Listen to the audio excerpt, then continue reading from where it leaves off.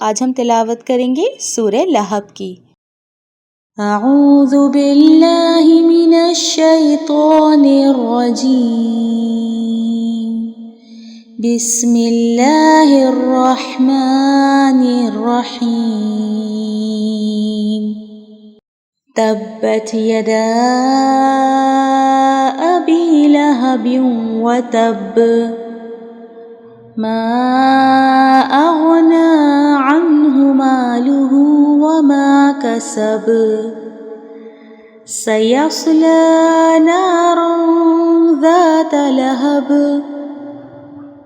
وامرأته حمالة الحطب، في جيدها حبل من مسد۔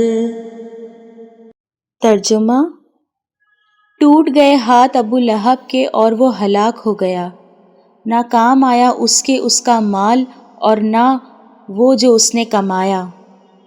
وہ داخل ہوگا آگ میں بھڑکتی ہوئی، اور اس کی بیوی جو اٹھائے پھرتی ہے ایندھن، اس کے گلے میں ہوگی رسی مونج کی۔